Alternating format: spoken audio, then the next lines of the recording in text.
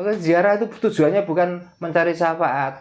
Ziarah artinya itu supaya kita tuh paham bahwa orang ini yang dulu diceritakan kuat, orang ini yang diceritakan pandai. Kalau sudah mati terbujur, kaku dan dikasih nisan 2. Purbolinggo datang ke sini minta syafaat saya, belum tentu saya bisa nyafaati. Apalagi orang sudah mati, Pak.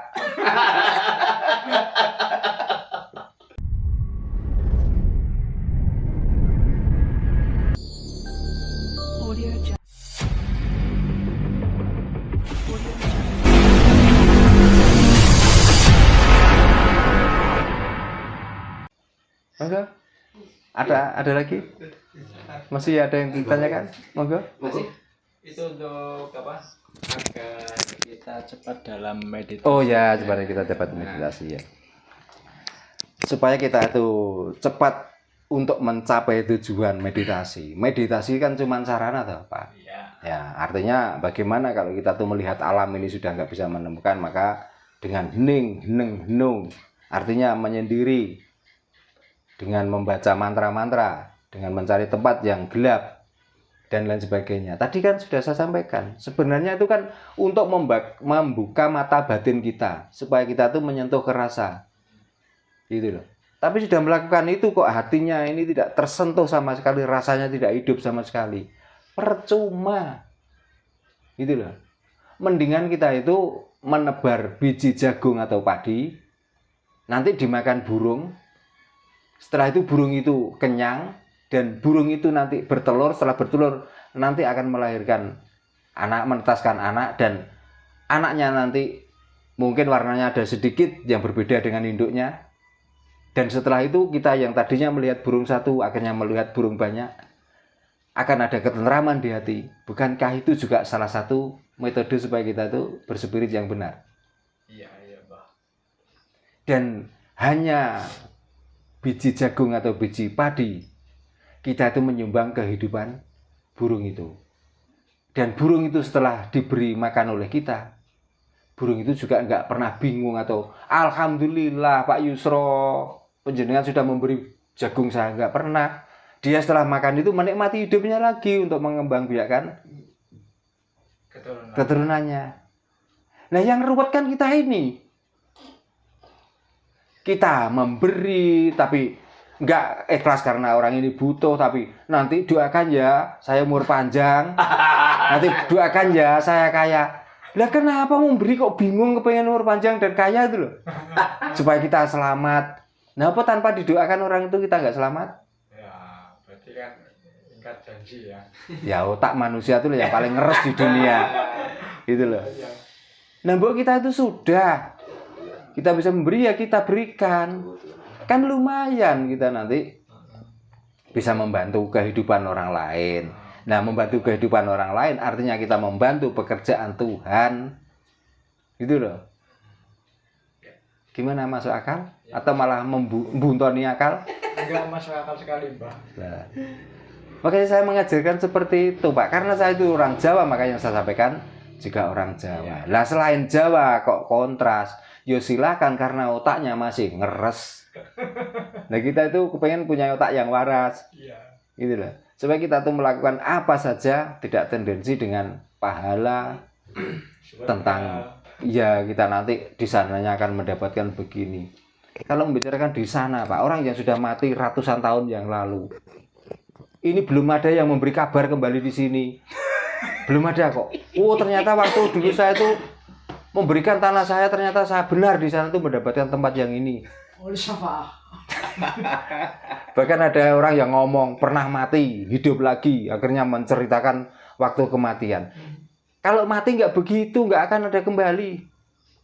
Kalau memang mati itu bisa kembali, Nabi mestinya yang pantas mati terus hidup kembali. Lalu kita nggak Nabi, nggak wali kok ngomong kita pernah mati terus kembali lagi menyampaikan. Kamu itu loh siapa? Sulapan Pak Ibu. Namanya mati ya sudah mati. Wali itu juga nggak ada cerita wali itu mati terus hidup lagi. Iya. Bahkan diceritakan di Sunan Ngampel namanya Mbah Bolong itu tempat kuburannya 7. Ini pun saksi hidup sampai sekarang nggak ada loh, Pak. Tapi karena itu perjalanan masa lalu ya sudah kita suruh untuk percaya saja. Memang buktinya ada kuburan 7. Lah yang dipermasalahkan sekarang, ternyata kuburan-kuburan yang ada di sini yang sudah kita percaya itu ternyata kuburan buatan. Gitu loh. Sekarang kan sudah marak. Bahkan orang yang sudah nggak jelas, karena ini untuk untuk menipu otak kita, nisannya dicabut diganti nisan yang ditulisi dari tulisan orang lain. Terus akhirnya kita datang ke sana, kita merunduk-runduk menghormati. Lah ya kalau orang yang dimakamkan itu, kalau enggak Nganggur. lah wong yang hidup saja, jenengan dari tadi mana tadi? Purbolinggo datang ke sini minta syafaat saya, belum tentu saya bisa nyapati, apalagi orang sudah mati, Pak. Maka ziarah itu tujuannya bukan mencari syafaat. Ziarah artinya itu supaya kita tuh paham bahwa orang ini yang dulu diceritakan kuat, orang ini yang diceritakan pandai. Kalau sudah mati terbujur, kaku, dan dikasih nisan 2. Mengingatkan pada kita yang masih hidup, maka hormatilah bapak dan ibumu. Supaya kamu mempunyai nama harum seperti orang mati ini. Gitu. Lah ke orang saya sudah mati, kita datang merunduk-runduk. Coba di situ tiba-tiba ada permintaan pulangnya, saya habis dari sana, mudah-mudahan dapat syafaatnya. Mudah-mudahan. Nah, ya. Nisannya itu Pak, kalau nggak kita bangun, nggak kita cat, orangnya nggak bisa ngecat sendiri kok. Iya. Pakai cungkup itu, kalau nggak ada yang hidup yang buatkan cungkup, orangnya nggak bisa bikin cungkup kok. Nah ini kan butuh kewarasan yang luar biasa. Nah kebanyakan orang yang datang seperti itu di situ nyanyi. Bahkan saya itu kadang-kadang miris itu gini Pak. Kita itu berdoa lagi kusuk-kusuknya orang yang lagi datang, terus tiba-tiba gembor. Coba. Iya. Terus membaca doa-doa itu dengan ngeden. Pakai toa. Nah, saya itu kadang-kadang begini. Seandainya yang dimakamkan dan dikubur di situ itu seandainya hidup, apakah bikin dia itu bangun? Coba. Nah kalau bangun karena dia orang sakti apa kayak tapu sitok-sitok. Bersihin Padahal tuntunannya Allah dzikrillah illa tatmainul qulub. Tapi apa yang dikerjakan orang-orang sekarang? Kan malah mending sekarang sudah dilarang nggak pakai speaker, dulu malah pakai corong toh. Mengganggu apa namanya? Peziarah. Nah di situ dikatakan di situ bukan mati, di situ pesarean. Pesarean adalah tempat tidur. Nah orangnya tidur nanti kalau berbeken. Tangi, Pak. Coba. Nah itulah yang saya maksud, kita itu supaya waras. Nah orang-orang seperti itu mungkin kurang waras Pak. Makanya kita yang sudah waras, mari kita mari kita pertahankan kewarasan kita. Saya juga ahli ziarah Pak. Bahkan setiap malam Jumat kalau ada waktu dan longgar saya mesti datang ziarah. Tapi saya ziarah itu mengambil hikmah dari orang yang dimakamkan di situ Pak. Yang konon dulu kondangnya seperti apa, yang konon dulunya dia putra raja, yang konon dulunya dia orang sakti, orang yang mandraguna. Tapi begitu sudah mati begini, untung-untungan dia itu ditempatkan di tempat yang tinggi dan di sinar lampu yang terang. Lah kita yang nggak punya perilaku seperti itu, di saat kita mati ada kuburan yang gelap, kita ditaruh di pojok sana di bawah pohon barongan. Siapa yang mau mendatangi? Coba. Kalau nggak kita hidup ini melakukan hal yang baik dulu, apa yang mau dikenang orang? Jadi kita ziarah itu sebenarnya mengenang perbuatan masa hidup. Kalau sudah mati, yo mati Pak. Gitu loh. Makanya kalau datang di situ nggak usah kita tuh merunduk, biasa saja, wong itu orang mati. Ya ini nanti juga ada yang protes lagi mesti Pak. Ya.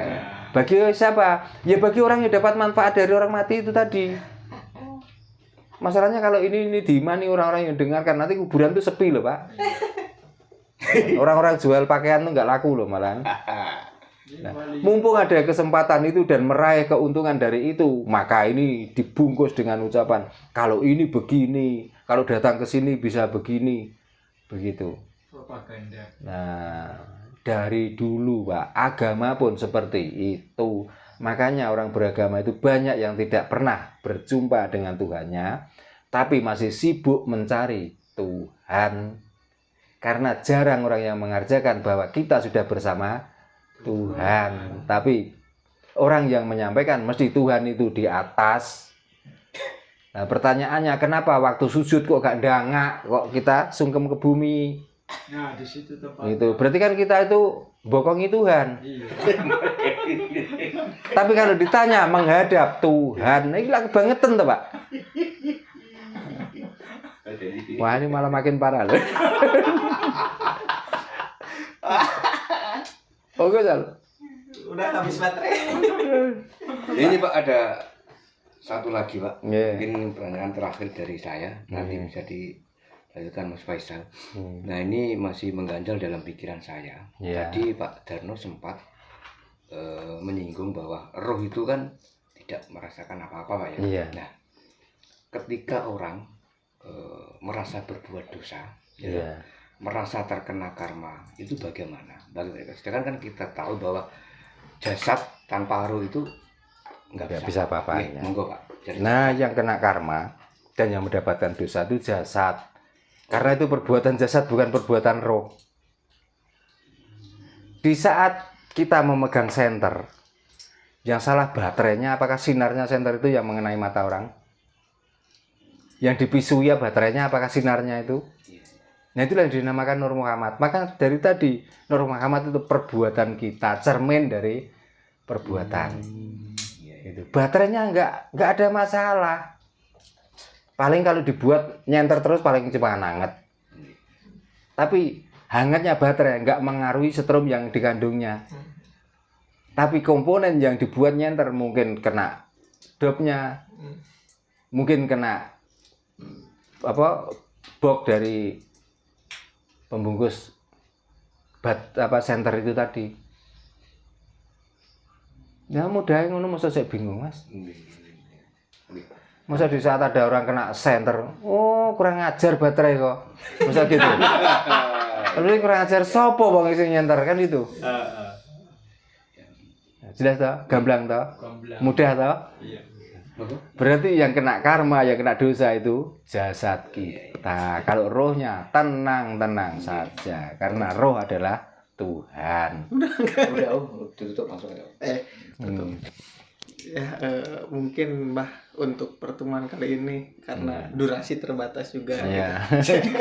Nanti pastilah kita itu selalu bakal gitu kan, selalu menggali lagi apapun itu tentang Jawa gitu. Iya. Terima kasih untuk waktunya pada malam hari ini. Iya, sama-sama juga terima kasih Pak Yusro yang jauh-jauh dari Purbalingga datang ke sini. Ya mungkin apa tujuannya saya belum tahu ya. Tapi sedikit tadi sudah ada pertanyaan ya. Mungkin arahnya juga ke situ ya. Terima kasih Pak Yusro ya atas kedatangannya. Ya, dan kita cukupkan sampai sekian. Ya barangkali ada yang berseberangan. Ya itulah pedoman orang Jawa. Bagi yang setuju, mungkin rasanya sudah mulai terbuka. Maka baik yang kontras maupun yang pro, selalu kami doakan rahayu, rahayu, rahayu sagung dumadi, rahayu ingkang pinanggih. Ayo.